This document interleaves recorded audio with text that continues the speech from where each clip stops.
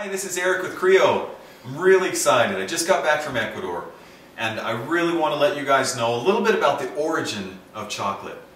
So as I was down there, I got to visit several different places. Now the best beans that I found were from the Amazon. They were from the rainforest.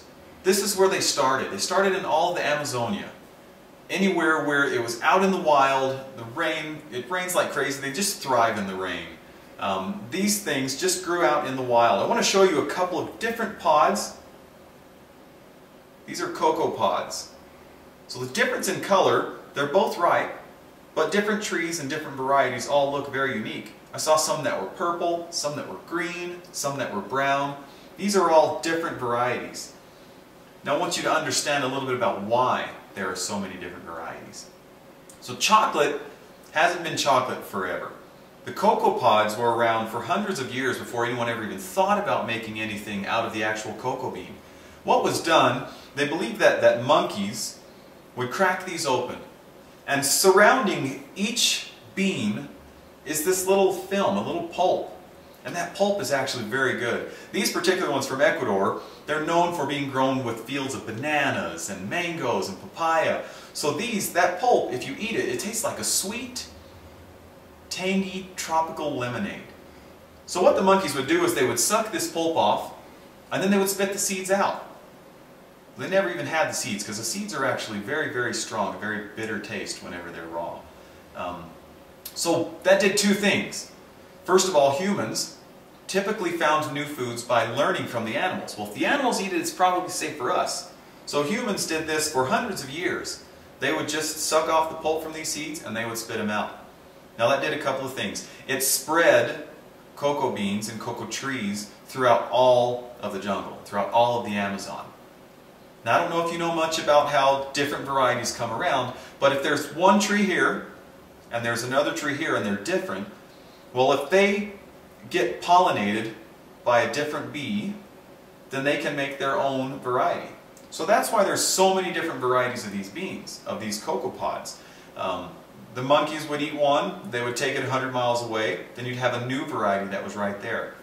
Some of these are amazing, some of them are excellent, and some of them aren't very good.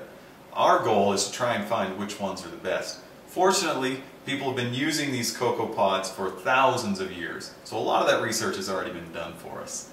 Now this is somewhat speculation. They're not exactly sure when the cocoa bean itself started to be used, but a lot of people believe that they were sitting around a fire, they were enjoying their cocoa bean pulp, and then maybe they were spitting them out or throwing them in the fire. Somebody noticed, oh my goodness, this smells amazing. Because as they're roasting, it really smells like chocolate, which everybody loves. So then somebody got the bright idea, it smells so good, we've got to be able to do something with this. So someone got curious and started inventing, and mashed them up and mixed in some spices with them. Typical things that were done were with corn and chilies. It wasn't a sweet drink at all. Sugar wasn't added to it actually until the Spaniards came. They didn't like the way that it tasted, so they wanted to make it more sweet. So it started out like that. It started out a drink, a spicy drink. And they would pour it from cup to cup and make it really frothy because that's how they liked it.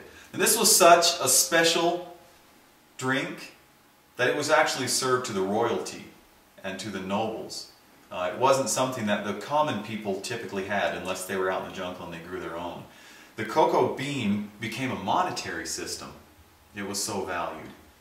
Now it's rumored, or it's believed, that Montezuma was so wealthy and loved his cocoa drink so much that he would have up to 50 mugs or 50 cups of this every day. They said that it gave him health and strength whenever he wanted to go to his harem afterwards. But he was also so rich that they also believed that he never reused one of these golden cups that he had. Each one was supposedly thrown out in the lake. So that was a little bit of the fun history for you of the origins of chocolate. Stay tuned for more. We look forward to giving you more exciting adventures into the origins of chocolate. And this is Eric with Cacao.